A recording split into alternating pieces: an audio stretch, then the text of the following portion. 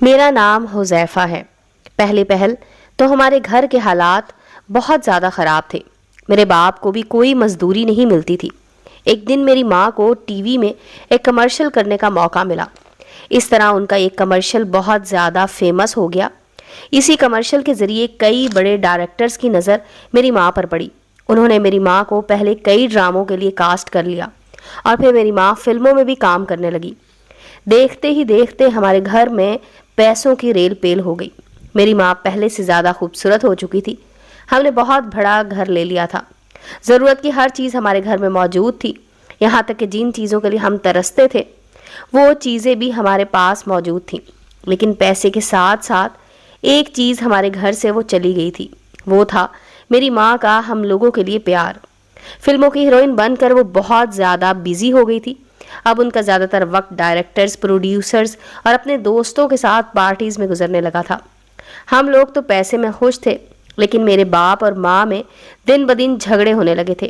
میرے باپ نے کہا کہ وہ زیادہ تر گھر سے باہر وقت نہ گزارا کریں، لیکن میری ماں نے کہا کہ وہ پہلے کی طرح ایک عام عورت نہیں ہے، بلکہ وہ ایک بہت بڑی ہیروئن بن چکی ہے، اس لیے ان کا گھر سے باہر پارٹیز اور میڈیا کے درمیان رہنا بہت ضروری ہے۔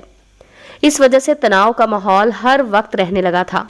میرے ماں باپ میں جھگڑے دن بدن بڑھتے جا رہے تھے، اور پھر ایک دن ایسا آیا کہ میری ماں نے میرے باپ سے طلاق کا مطالبہ کر دیا۔ میرے باپ نے میری ماں کو طلاق دینے سے صاف منع کر دیا، لیکن ان کے سر پر تو جیسے طلاق لینے کا بھوت سوار ہو گیا تھا۔ اور پھر انہوں نے کچھ ایسا کیا کہ جسے دیکھ کر ہم سب کی روح کانپ گئی۔ انہوں نے اپنے توسط سے کئی آدمیوں کو گھر بلایا۔ انہوں نے میرے باپ کو بہت زیادہ مارا، اور ان سب کا بھی میری ماں کی طرح ایک ہی مطالبہ تھا کہ وہ میری ماں کو طلاق دے دیں۔ ان کی باتوں سے میرے باپ کو یہ شک ہو گیا تھا کہ ضرور وہ تمام آدمی میری ماں نے بھیجے تھے۔ جب انہوں نے یہ بات میری ماں سے پوچھی تو انہوں نے بھی کہہ دیا کہ ہاں، میں نے ان سب لوگوں کو بھیجا تھا۔ اگر تم مجھے شرافت سے طلاق نہیں دو گے تو پھر میں زبردستی کروں گی۔ میرے باپ نے انہیں آخر کار طلاق دے کر گھر سے نکال دیا، اور وہ خوشی خوشی گھر سے چلی گئی۔ اس دن کے بعد مجھے عورت ذات سے ایک عجیب سی نفرت محسوس ہونے لگی تھی۔ اس دن کے بعد میں تمام عورتوں سے دور رہنے لگا۔ دھیرے دھیرے ہم بڑے ہوئے، اور میں نے اپنی بہن کی شادی بہت زیادہ جانچ پڑتال کر کے کروائی، تاکہ میری بہن دولت و شہرت کی خاطر انہوں نے چھوڑ کر نہ جا سکے۔ اس لیے میں نے ان کی شادی ایک دولت مند آدمی سے کروا دی۔ اب میرا باپ میری شادی کروانے کے بارے میں سوچ رہا تھا، لیکن میں نے انہیں صاف منع کر دیا کہ میں شادی نہیں کروں گا۔ لیکن انہوں نے بہت زیادہ اصرار کیا اور اپنی موت کی دھمکی دی تھی کہ اگر میں شادی نہیں کروں گا تو وہ خود کے ساتھ کچھ کر لیں گے۔ آخر کار مجبور ہو کر مجھے یہ شادی کرنی پڑی۔ میری شادی بھلے مجبوری میں ہوئی تھی، لیکن میں نے یہ سوچ رکھا تھا کہ میں اپنی بیوی کو دنیا کی ساری آسائشیں دوں گا، تاکہ وہ کبھی بھی دولت و شہرت کی خاطر مجھے چھوڑ کر جانے کا نہ سوچنے لگے۔ لیکن مجھے نہیں پتا تھا کہ میری بیوی کی حرکتیں مجھے اس پر شک کرنے کے لیے مجبور کر دیں گی۔ بعض اوقات جب میں گھر آتا تو وہ میرے آنے سے کھانا بنانا شروع کرتی۔ ہفتے کے کپڑے یوں ہی ڈھیر لگے پڑے ہوتے، وہ کسی بھی کپڑے کو دھونے کا نام بھی نہ لیتی تھی۔ پہلے پہل مجھے لگا کہ وہ سست ہے اور اپنی کاہلی کی وجہ سے یہ سارے کام نہیں کرتی، لیکن پھر مجھے ایسا لگنے لگا کہ وہ سست نہیں، کیونکہ جب میں ہوتا ہوں تو وہ سارے کام چند منٹس میں کر دیتی تھی۔ پھر میں سوچنے لگا کہ اگر وہ اتنی ہی تیز ہے تو پھر سارے کام ہفتے بھر کیسے جوں کے توں پڑے رہتے ہیں۔ مجھے اس پر شک ہونے لگا کہ وہ گھر میں ہی نہیں رہتی۔ میرے ہوتے ہوئے تو وہ گھر میں ہی ہوتی تھی، اس لیے مجھے لگنے لگا کہ جب میں آفس جاتا ہوں تب شاید وہ کہیں چلی جاتی ہے۔ لیکن اب مجھے کوئی ایسا طریقہ چاہیے تھا جس سے میں اپنا شک یقین میں بدل سکوں۔ ایک دن اچانک میں اپنے کچن میں داخل ہوا تو وہاں میں نے دیکھا کہ ہماری جوسر مشین بہت زیادہ شور کرتی ہے، بلکہ یہ خراب ہو رہی تھی اور اس کی آواز بہت زیادہ بھدی سنائی دے رہی تھی۔ اسی وقت میرے دماغ میں ایک ترکیب آئی، اور میں نے سوچ لیا کہ اس جوسر مشین کے ذریعے میں اپنی بیوی کے گھر میں ہونے یا نہ ہونے کے بارے میں پتہ لگا لیا کروں گا۔ یوں میں جب بھی اسے کال کرتا تو کہتا کہاں ہو، تو وہ کہتی گھر پر ہی ہوں۔ تبھی میں کہتا کچن میں جا کر جوسر مشین کو چلاؤ، وہ ایسا ہی کرتی تو مجھے سکون مل جاتا کہ وہ گھر پر ہی ہے۔ ایک دن میں بغیر بتائے جلدی گھر آیا تو دروازے کو تالا لگا تھا۔ میں نے غصے میں بیوی کو فون کیا، مگر پھر سے جوسر مشین کی آواز سن کر شدید حیران ہو گیا۔ میں کال کاٹ کر سیدھا ہمسائے کے گھر چلا گیا تاکہ بیوی کا پتہ کروں۔ جو ہی میں نے اندر قدم رکھا تو پیروں تلے سے زمین نکل گئی۔ کیونکہ وہاں تو میری بیوی ہاتھ میں جوسر مشین پکڑے کھڑی تھی، مجھ سے ہی فون پر بات کر رہی تھی۔ میں نے اسے سخت نظروں سے گھورا اور اپنے ساتھ چلنے کا بولا تو ان لوگوں سے اللہ حافظ بول کر میرے ساتھ گھر آ گئی۔ میں نے گھر آ کر اسے کہا کہ تم مجھے بنا بتائے جوسر مشین لے کر ہمسایوں کے گھر کیوں گئی تھی؟ میری بات سن کر وہ اسی طرح ہی منہ کے زاویے بگاڑنے لگی جیسے میں نے اسے کوئی بہت سخت بات بول دی ہو۔ اور اس نے کہا آپ یوں ہی چلا رہے ہیں، اس میں آپ کو بتانے یا نہ بتانے والی کون سی بات تھی؟ ہمارے گھر کی جوسر مشین خراب ہو گئی تھی اور پھر آپ بھی شک کرنے والے مردوں کی طرح مجھے دن میں 10 بار فون کر کے جوسر مشین چلانے کا بولتے ہیں۔ اس لیے میں جوسر مشین ٹھیک کروانے کے لیے ہمسایوں کے گھر چلی گئی تاکہ اب جب آپ مجھے فون کر کے مشین چلانے کا بولیں تو میں مشین چلا کر آپ کو سنا دوں، تاکہ آپ کے دل کو سکون ہو جائے کہ میں گھر میں ہی ہوں اور کہیں نہیں گئی۔ میں اس کی بات سن کر حیران رہ گیا، آخر اسے کیسے پتہ چل گیا کہ میں اس پر شک کر رہا ہوں، اور اسے یہ بات بھی پتہ تھی کہ میں اسے جوسر مشین چلانے کا اسی لیے بولتا ہوں تاکہ معلوم کر سکوں کہ وہ گھر میں ہے بھی یا نہیں۔ اب میں دل ہی دل میں شرمندہ ہونے لگا تھا، لیکن اگلے ہی دن مجھے ایسے لگا جیسے ہمسایوں کے گھر سے کوئی رات کے وقت میری بیوی کو پکار رہا ہے۔ مجھے حیرت ہوئی کہ میری بیوی کو ہمسایوں کے گھر سے رات کے وقت کوئی کیوں پکار رہا ہے۔ میں نے اپنی بیوی سے کہا کہ تمہیں یہ ہمسائے رات کے وقت یہاں سے کیوں بلا رہے ہیں؟ تو وہ بہت اونچی آواز میں بولی، کیا ہو گیا ہے آپ کو؟ آپ مجھ پر شک کرنا کب چھوڑیں گے؟ مجھے کوئی نہیں بلا رہا۔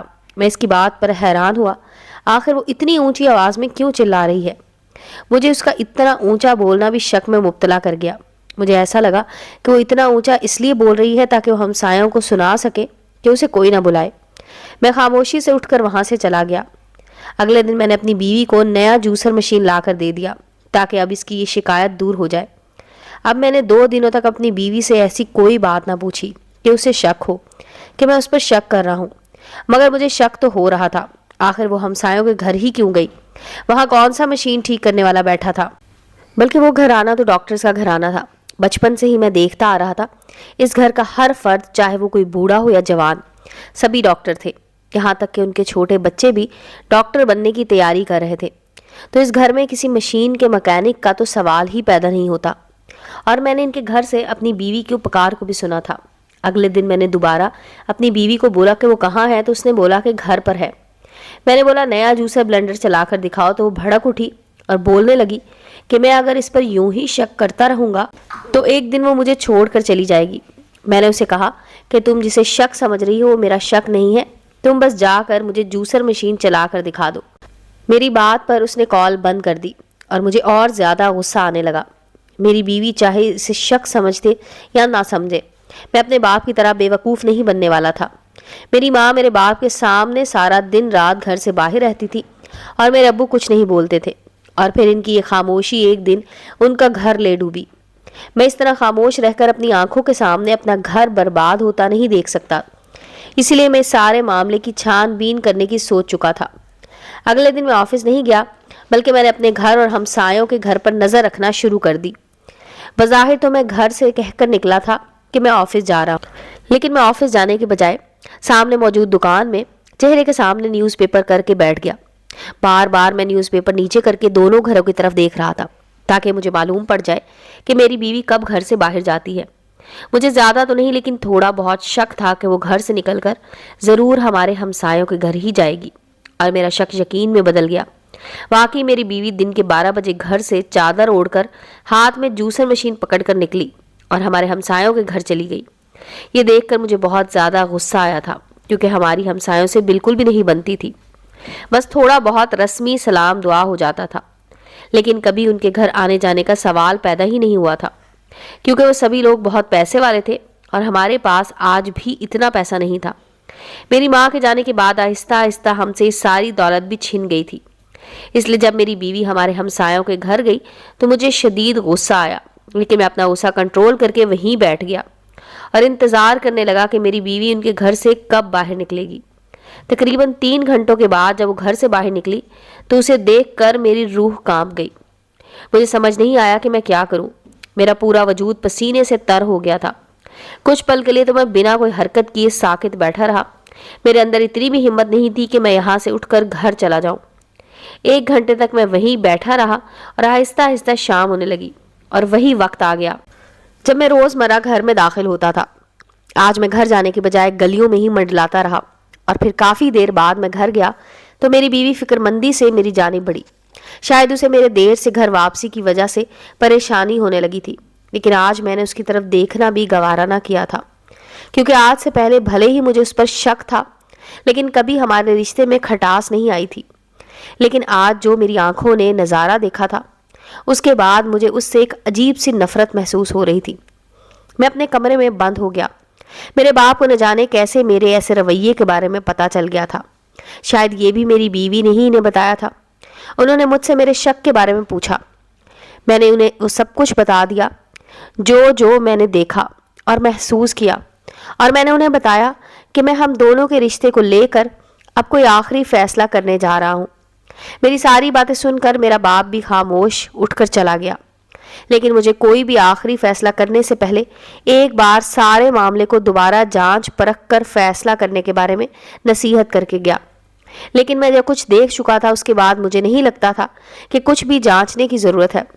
अगली सुबह मैंने अपनी बीवी से बोल दिया कि वो अपने माँ बाप को बुला ले। मेरी बात पर वो सोच में पड़ गई। उसने मुझसे बार बार पूछने की कोशिश की कि मैं आखिर किस बारे में उन्हें बुलाने का कह रहा हूँ, लेकिन मैंने उसकी किसी भी बात का जवाब ना दिया। उसे मेरी बातों से इतना शक तो हो गया था कि ज़रूर मैं कोई बहुत बड़ा फैसला करने जा रहा हूँ, इसलिए वो घबरा गई थी और मुझसे कहने लगी कि मैं अपने माँ बाप को तब तक नहीं बुलाऊंगी जब तक आप मुझे सारी बात नहीं बता देंगे। मैंने उसे कुछ भी बताने से मना कर दिया, लेकिन जब उसने बहुत ज़्यादा ज़िद की तो फिर मेरा भी सब्र जवाब दे गया। मैंने उसे बता दिया कि मैं जान गया हूँ कि वो मेरे जाने के बाद हमसाये के घर क्या करने जाती है। मेरी ये बात सुनकर वो बहुत ज़्यादा घबरा गई और उसके चेहरे का रंग फीका पड़ गया और वो रोने लगी।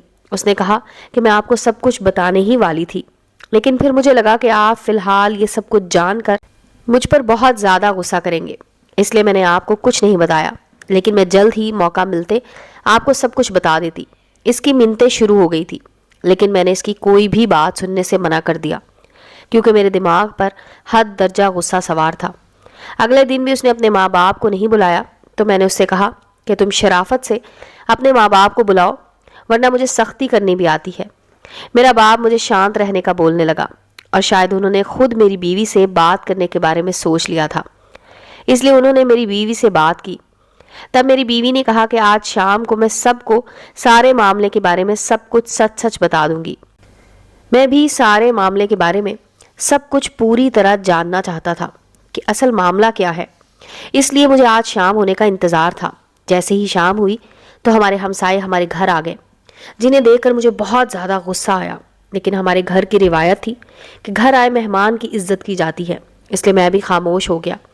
मेरी बीवी भी उनके साथ आकर बैठ गई और उसने मुझे और सब लोगों को पूरी बातें बताना शुरू की कि शादी के चंद माह बाद मुझे ऐसा लगने लगा जैसे हमारे हमसाए के घर से मुझे कोई पुकारता है। 2 दिन तक तो मुझे ऐसा लगता रहा जैसे ये मेरा वहम है, लेकिन तीसरे दिन मैंने खुद जाकर उनके घर तस्दीक की। आखिर मुझे यहाँ से कौन आवाज़ देता है या फिर ये मेरा कोई वहम है? तो वहाँ जाने से मुझे मालूम हुआ कि ये मेरा कोई वहम नहीं था, बल्कि ये सच है। मुझे इस दीवार के पास से आवाज़ आती है। मैं इसकी बात सुनकर चौंक उठा, क्योंकि दीवार के पार से आती आवाज़ तो मैंने भी कई बार सुनी थी, लेकिन पहले मुझे ऐसा लगता था जैसे दीवार के पार से कोई उधर मौजूद लोगों को पुकारता है। लेकिन कुछ दिनों पहले मुझे ऐसा लगा कि दीवार के पार जो कोई भी है वो मेरी बीवी को पुकार रहा है, इसलिए मेरी बीवी को लेकर मेरा शक बढ़ने लगा था। मैंने पूछा, तो फिर बताओ वो कौन था जो दीवार के पार से तुम्हें बुला रहा था? इस बार जवाब मेरी बीवी ने ना दिया, उसकी बजाय हमसायों में से एक लड़का खड़ा हो गया। उसने कहा कि इस बात का जवाब मैं देता हूँ। उसने कहा कि 2 साल पहले हमारे घर एक औरत आई जिसका चेहरा चीचक की बीमारी की वजह से पूरी तरह ख़राब हो चुका था। पहले पहल तो हम समझ ना सके कि आखिरी औरत कौन है, लेकिन फिर उसका हमने इलाज करवाना शुरू किया, और जैसे जैसे हमने इसका इलाज करना शुरू किया तो हमें ऐसा लगने लगा जैसे शायद हमने इस औरत को कहीं देखा है। हमने इस औरत से इसका नाम, पता और घर वाले मालूम करने की कोशिश की, तो हमें मालूम हुआ कि वो तुम्हारी माँ है। इसकी ये बात सुनकर मेरे पैरों तले से ज़मीन निकल गई। तो हमने उनसे कहा कि वो तुम्हारे घर जाए और हम तुम लोगों को बता देते हैं कि तुम्हारी माँ की ये हालत है। तो उसने कहा कि तुम लोग उन्हें कभी भी कबूल नहीं करोगे, کیونکہ انہوں نے دولت اور شہرت کے لالچ میں آ کر اپنے بچوں اور شوہر کو بہت زیادہ رسوا کیا ہے۔ دھیرے دھیرے ان کی حالت سدھرنے لگی، لیکن ان کی دماغی حالت بگڑنے لگی۔ شاید انہیں اپنے کیے پر بہت زیادہ پچھتاوا تھا، اسی لیے ان کا دماغ دن بدن خراب ہوتا جا رہا تھا۔ اس لیے وہ مجبور ہو کر دیوار کے پار سے تم لوگوں کو آواز لگاتی تھی۔ ہم انہیں بہت زیادہ منع کرتے تھے، لیکن اس کے باوجود بھی انہوں نے آواز لگانا بند نہ کی۔